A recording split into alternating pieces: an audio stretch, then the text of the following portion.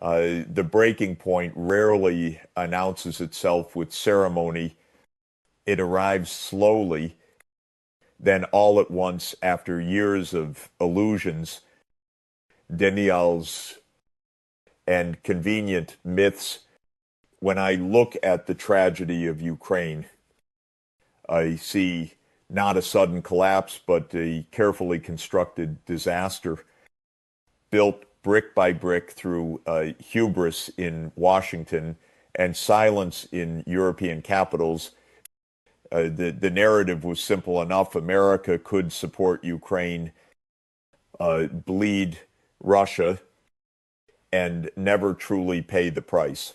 That fiction is now lying in the ruins of Kharkiv, Bakhmut, and countless nameless villages that have been swallowed by war. What began in 2014 as a geopolitical contest disguised as a moral crusade has ended as a graveyard, not just of cities, but of illusions. The idea that Russia would collapse under pressure, that NATO would remain united, and that Ukrainian resistance could be sustained indefinitely was never grounded in strategic reality. It was grounded in wishful thinking, in a belief that the logic of empire can replace the hard mathematics of war. From the very beginning, Washington treated Ukraine not as a nation, but as an instrument.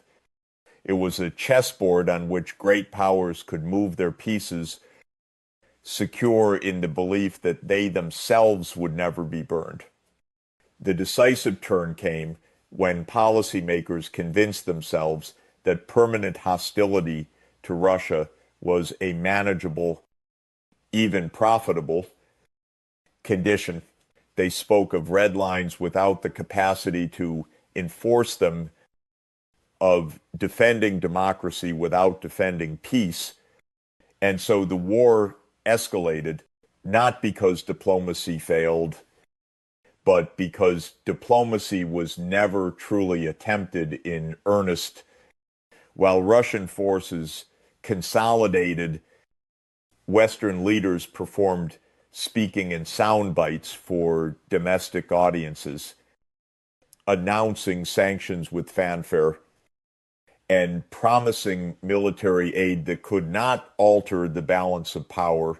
Each delay, each miscalculation, each refusal to confront reality dug the trench deeper.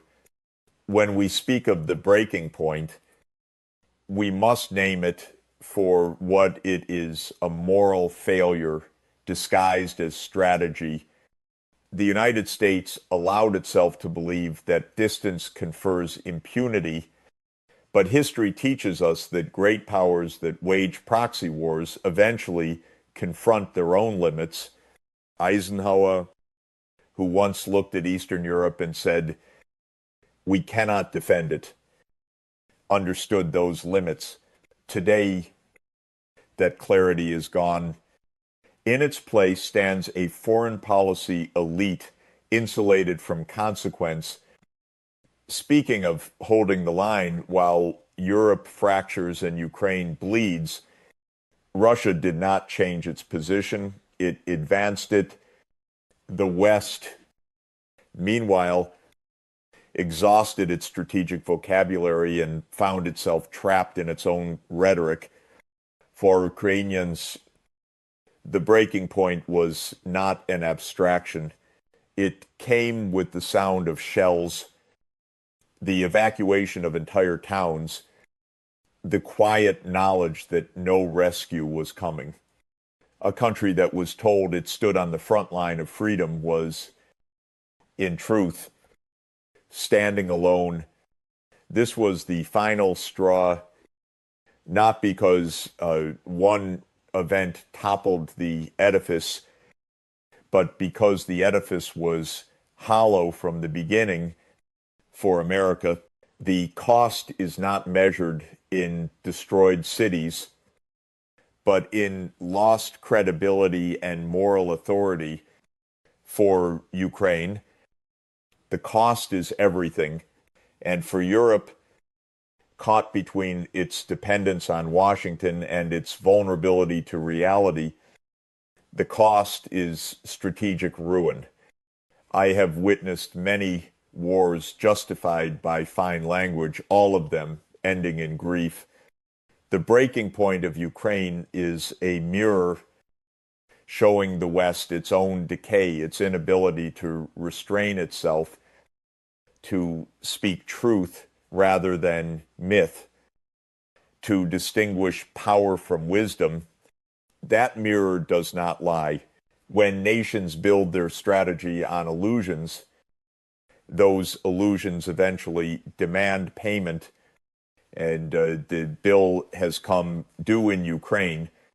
The machinery of proxy war operates quietly, almost invisibly, until the cost becomes undeniable. From the outset, Washington and its allies built Ukraine not as a sovereign agent in a search for peace, but as a forward operating platform for confrontation with Moscow. This was not a hidden agenda. It was spoken of openly in policy circles and in the language of strategic competition. Behind the lofty talk of democracy and solidarity was the cold calculus of power projection. Ukraine was trained, armed, and funded as a means to weaken Russia, not to secure its own independence. In this sense, the war did not begin with the first missile, but with a long architecture of dependency carefully built over the years. Western officials congratulated themselves on turning Ukraine into a military bastion, never pausing to ask whether it could survive the storm. They were engineering. The mechanics were brutally simple. Washington poured in weapons.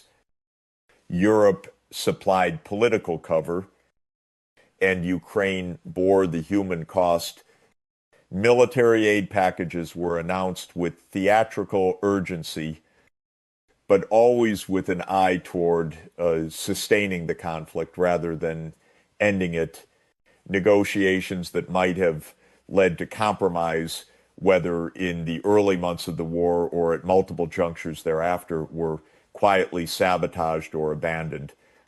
Those who argued for neutrality or de-escalation were marginalized, accused of appeasement. In truth, neutrality would have given Ukraine the best chance at survival.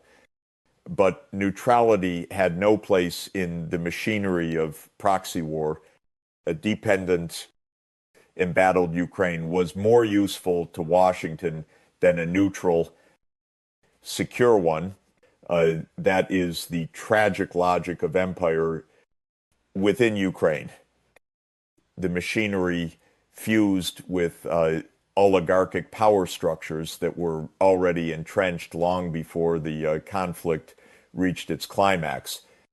Political leadership became tethered to Western patrons, not to the welfare of its people.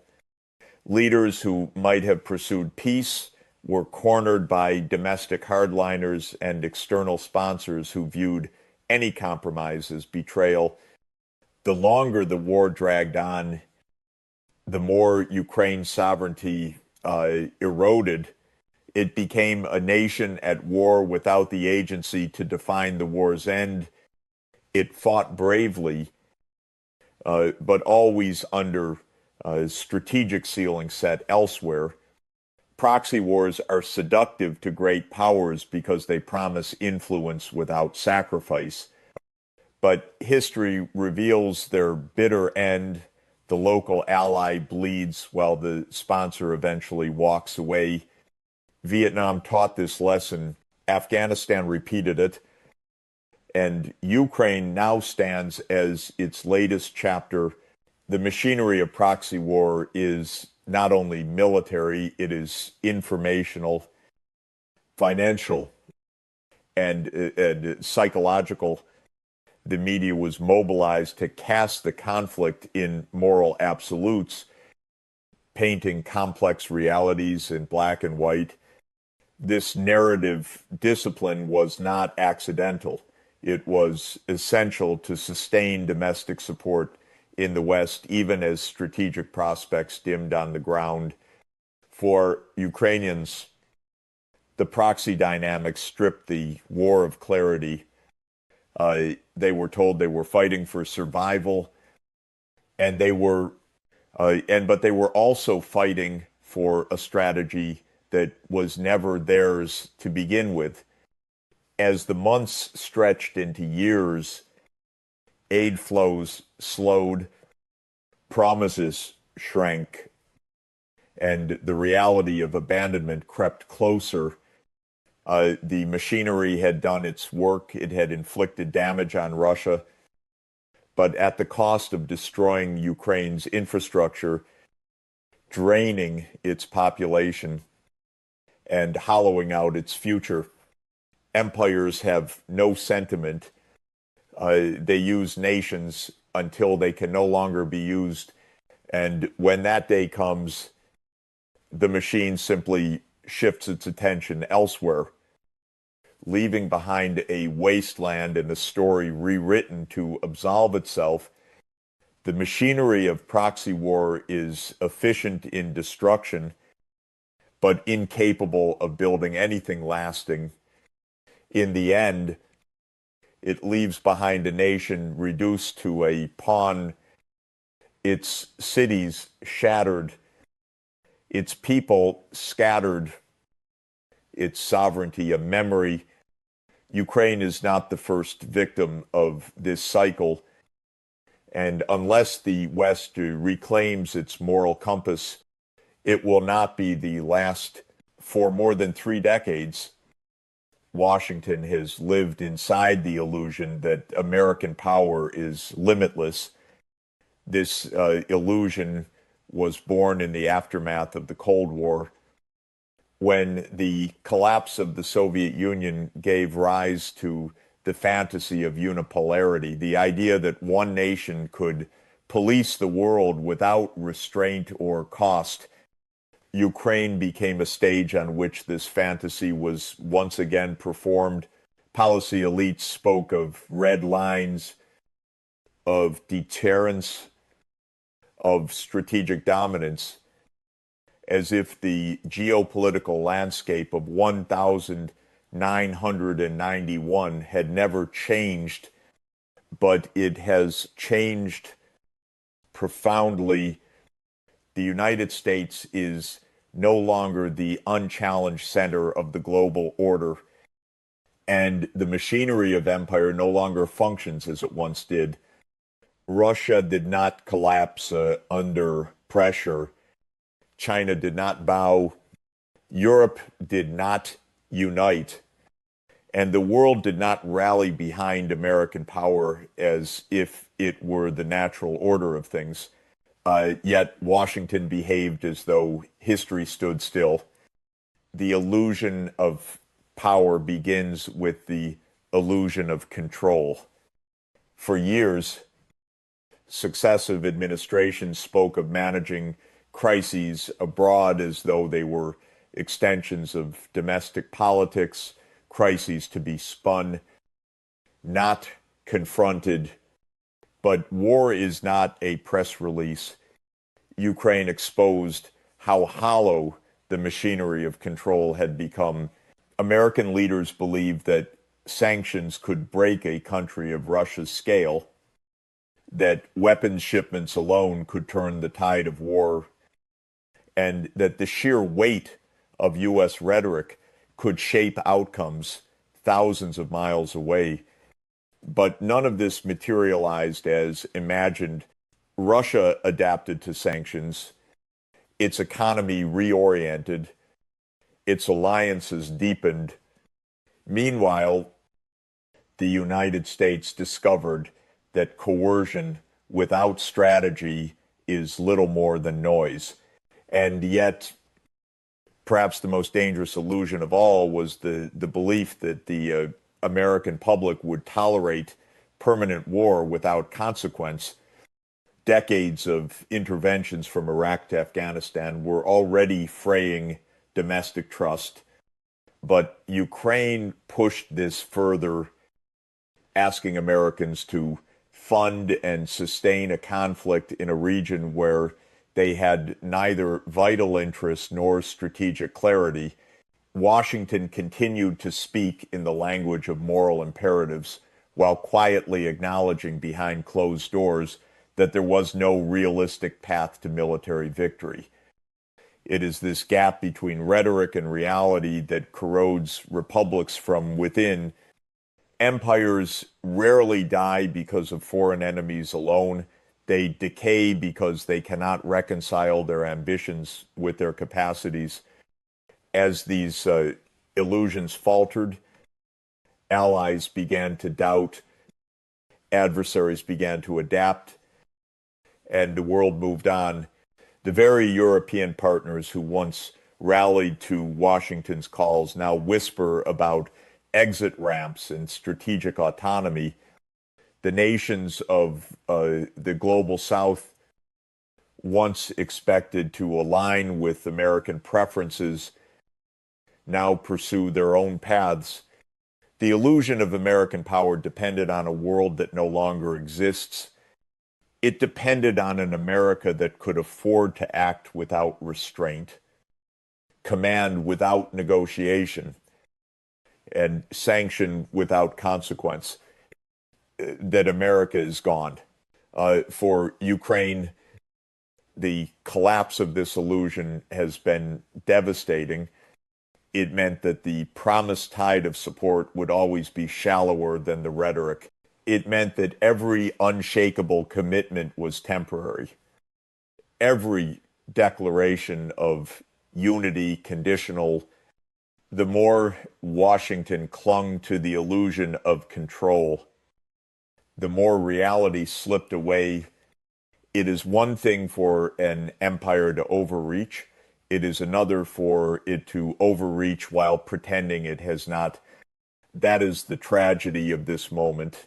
The collapse of illusions always arrives quietly at first in logistical shortfalls, in wavering alliances, in strategic drift, but then it accelerates, leaving a void that no amount of speeches can fill.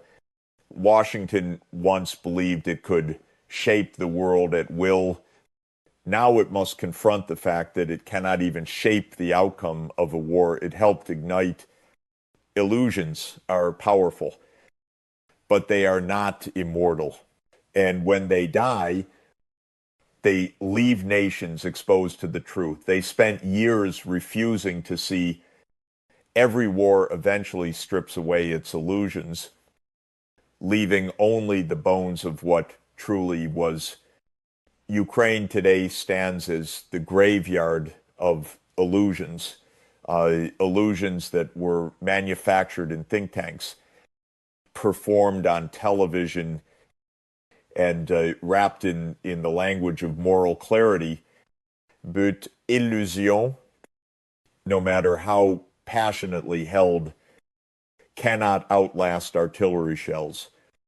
They cannot rebuild cities or resurrect the dead. The promise of victory, of a democratic triumph over autocracy, of a united West imposing its will on a weakened Russia, has dissolved into the rubble of a devastated nation. What remains is the cold, unforgiving arithmetic of war, population loss, economic collapse, and strategic exhaustion. This is not a victory story. It is the story of a country turned into a battlefield to sustain the political fantasies of others. Ukraine has suffered beyond measure. Entire cities have been reduced to gray wastelands, their infrastructure shattered, their populations displaced or scattered across borders. Millions of lives have been uprooted. What once was a society of complex identities, cultures, and ambitions has been forced into the brutal simplicity of survival. When Washington and Brussels spoke of defending democracy, they did not speak of this reality. They spoke of abstract lines on a map, of narratives tailored for domestic audiences, of a world where cost was measured only in dollars, not in the lives of those who would bear it. This is the graveyard of illusions where words and reality diverge so completely that only the people on the ground pay the price. The tragedy is compounded by the stubborn refusal to admit the truth, even as battlefield momentum shifted, as Russian advances consolidated, as European economies buckled under the weight of their own policies. The narrative persisted. The West insisted that more aid, more weapons, and more resolve would turn the tide. But wars are not sustained by slogans. They are sustained by material power, by endurance, by strategy. And on each of these fronts, the illusion of limitless Western strength met the reality of its limits. Ukraine, tragically, became the stage upon which this reckoning played out. For Europe, to the graveyard is not only in Ukrainian soil, it is in the political disarray of governments that tethered their fates to a war they could not shape. It is in the inflation, the energy crises, the rising populism, and the crumbling confidence in institutions. For Washington, it is in the quiet realization that its power is no longer absolute, that it cannot dictate terms to an increasingly multipolar world. For Ukraine, it is a far more visceral reality. The graves, the displacement, the fading sovereignty. A nation that was told it was fighting for its future has instead been used to prolong someone else's strategy. Illusions are powerful because they protect us from confronting our own limits. They allow leaders to speak of moral missions instead of brutal compromises. But in the end, war drags illusions into the light and destroys them. The Ukrainian war has done precisely that. It has shown that great powers can no longer wage proxy wars without consequence, that slogans do not shield nations from ruin, and that moral theater is no substitute for strategy. It has revealed the gap between how the West sees itself and what it actually is.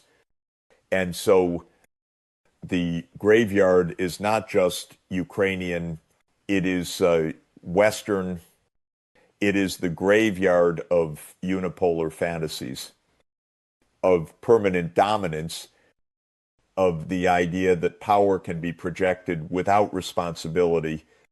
Nations can recover from war, but recovering from the death of illusions requires something rarer, honesty, and that so far has been in very short supply. Europe's strategic ruin was not inevitable. It was chosen. It was the product of a continent that tethered its future to a foreign empire's illusions and found itself holding the bill for a war it could neither win nor shape. From the earliest days of the conflict, European leaders spoke with borrowed language, repeating slogans written in Washington, declaring red lines they had no power to enforce, and embracing policies that would unravel their own economies. They promised solidarity but delivered dependence. The war in Ukraine has exposed not only the limits of Europe's military capacity, but the fragility of its strategic autonomy. When the United States shifted its posture, Europe was left staring into the void, a fractured continent paying for a war that served someone else's design. Energy was the first fault line. Europe dismantled its cheap energy lifeline to Russia with remarkable speed, believing that American liquefied natural gas and vague promises of green transition could fill the gap. They could not. What followed was inflation, industrial contraction, and a slow erosion of competitiveness. Germany, once the engine of the European economy found itself vulnerable, its manufacturing sector crippled by soaring costs. Southern and Eastern Europe, already fragile, faced even harsher consequences. In the name of punishing Moscow, Europe punished itself. Strategic autonomy became a slogan, not a policy. The continent became a captive consumer dependent on Washington's security umbrella and energy market while pretending to stand as a geopolitical actor. Then came the political unraveling. As war dragged on and costs mounted, the European public grew restless. Migration pressures intensified, inflation eroded living standards, and trust in institutions weakened. In capitals across the continent, populist movement surged, not because the people suddenly turned away from democracy, but because they saw through the thin veil of moral theater. Their governments had traded away stability for empty gestures. Meanwhile, Washington's interest in sustaining the European front was already fading. When America recalibrates its global posture, and it always does, Europe is left alone to pick up the pieces. The war has laid bare what was long known but seldom admitted. Europe is a strategic actor in name only. Behind the speeches and diplomatic pageantry lies a deeper moral failure. Europe could have been a mediator, a stabilizing force between East and West. Instead, it became a proxy staging ground for a conflict that hollowed out its own security. Leaders who once spoke of peace through integration now speak of rearmament, of militarization, of endless confrontation. This is not a strategy. It is panic disguised as resolve, and history is not kind to continents that mistake obedience for strength. The cracks are everywhere now. In Paris and Berlin, leaders struggle to reconcile their commitments with public disillusionment. In Warsaw and Budapest, governments question whether the cost is worth the sacrifice. In London, rhetoric outpaces capacity. The NATO alliance, once presented as a shield of collective security, looks increasingly like a structure held together by inertia rather than conviction. The longer the war continues, the more Europe will become economically, politically, and strategically, and the more it weakens, the more dependent it becomes on a Washington whose focus is already drifting toward Asia. Europe's strategic ruin is not just about the loss of power, It is about the loss of agency. A continent that once imagined itself the moral conscience of the world has become an echo of someone else's ambition. It has mortgaged its future to sustain a war it cannot control, a strategy it did not design, and an alliance it dares not question. The reckoning will not come in a single moment. It will come slowly through economic stagnation, social upheaval, and political realignment. The tragedy is that it was all avoidable. Europe could have chosen diplomacy over subservience. It could have chosen realism over ideology. Instead, it chose ruin and now must live with it. The end of Atlantic illusions did not arrive with a single dramatic event. It came through the slow erosion of credibility, trust, and strategic coherence for decades. The transatlantic alliance was built on the belief that American leadership was unquestionable and European loyalty was permanent. Washington projected strength, and Europe followed, convinced that this alignment guaranteed security and prosperity. The war in Ukraine has shattered that belief. It revealed the uncomfortable truth that the Atlantic Alliance is not a partnership of equals, but a hierarchy held together by inertia and fear of the alternative. As the costs mounted, the gap between rhetorical unity and real strategic interest widened into a chasm. At the heart of these illusions was the conviction that the West could impose its will indefinitely, that Moscow would bend under pressure, and that Europe's dependency on American power was sustainable. None of this proved true. Russia and DUIT global alliances shifted, economic pain deepened. European publics grew disillusioned with a war they did not control, and Washington, increasingly focused on its rivalry with China, began to turn away. The supposed unbreakable unity became a fragile consensus, fraying at every corner of the continent. Governments once confident in their alignment now confront domestic backlash.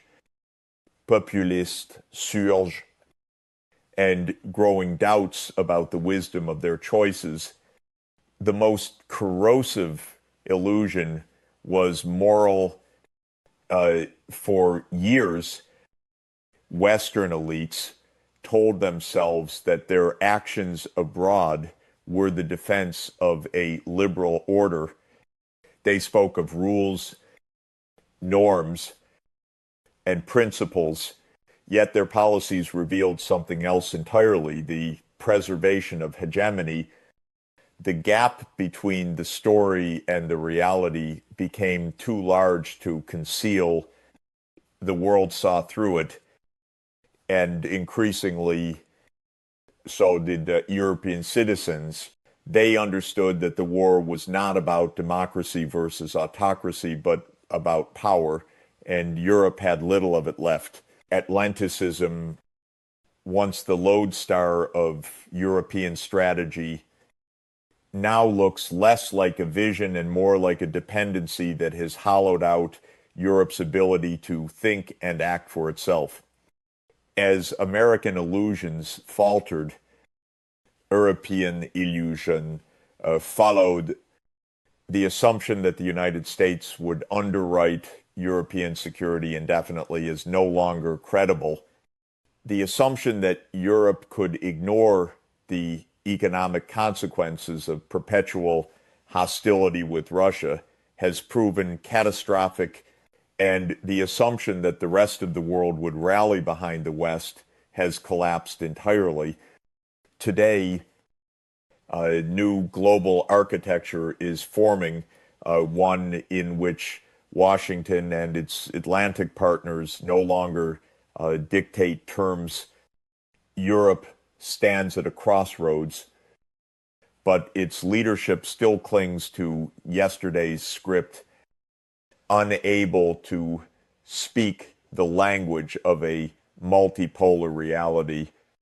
The end of Atlantic illusions is not just a geopolitical event, it is a moral reckoning. It forces Europe to confront the fact that it has outsourced both its security and its strategic imagination to a power that no longer shares its priorities. It forces Washington to confront its waning ability to command obedience through force and narrative alone. It forces both sides to reckon with the costs of building a world on stories that no longer hold. The silence growing in European capitals is not just fatigue. It is the quiet collapse of a belief system that once defined an era. In this vacuum, new powers are rising, new alliances are forming, and the Atlantic order, long treated as eternal, is fading into history. It does not mean the end of cooperation between America and Europe, but it does mean the end of unquestioned alignment. The world has changed. Power has shifted, and those who cling to old illusions will be crushed beneath them. Europe must now decide whether it will step into the real world or be buried with the myths that brought it here. The reckoning always arrives more quietly than those who build empires expect. It does not come with trumpet blasts or triumphant declarations. It comes with silence, the silence of nations forced to confront what they have done, what they have lost, and what they have become. For the United States and its Atlantic partners, Ukraine has become that reckoning. The illusions of unipolar power, of moral clarity, of endless control, have collapsed beneath the weight of a war they could not win, and a reality they refuse to acknowledge. History has a way of demanding payment for arrogance. The bill now lies before them. This reckoning is geopolitical, but it is also moral. It is about more than battlefield maps or alliance structures. It is about a West that preached the language of democracy while turning another country into a testing ground for its fading power. It is about leaders who spoke of values while calculating strategic leverage. It is about the refusal to build peace because war was politically easier.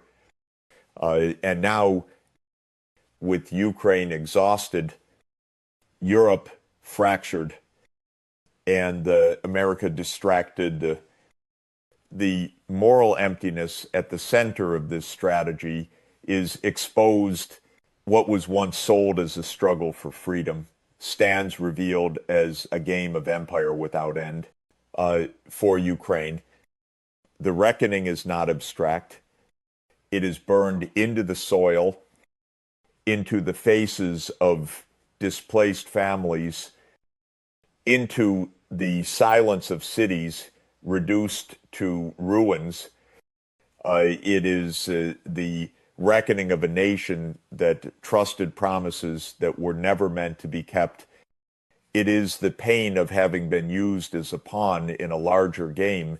For Europe, the reckoning is the shattering of a long-cherished myth that following Washington would always lead to security and prosperity. It has led instead to dependency, instability, and decline. For the United States, it is the moment of seeing itself in the mirror, a superpower no longer unchallenged, no longer unquestioned, no longer able to bend the world to its will. This moment need not end in despair. Reckoning, if faced with honesty, can be the beginning of renewal, but it requires a courage that has been absent for too long.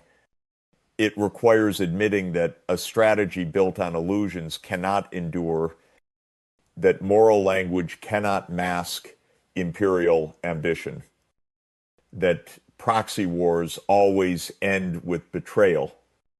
It requires a return to diplomacy, to restraint, to moral realism, a politics that begins not with dominance, but with recognition of limits.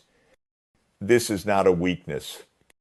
It is the beginning of wisdom, but wisdom must be chosen. History does not bestow it freely. As I reflect on this war, I do not see inevitability. I see choices made by leaders who preferred performance to reality, power to peace, illusions to truth. The world is moving on. Multipolarity is no longer a theory. It is the condition of our time. The West can cling to the fantasies that led to this graveyard, or it can step into that new reality with humility and clarity. The choice is still there, but not forever. Empires that refuse to reckon with truth do not fade gracefully. They fall. The reckoning is here. It can either destroy or transform. The question is whether those who created this war have the courage to face what they have done and what they must now undo. If they do not, history will write the final chapter for them, as it has done for every empire before. This is how republics die. This is also how they may yet be reborn.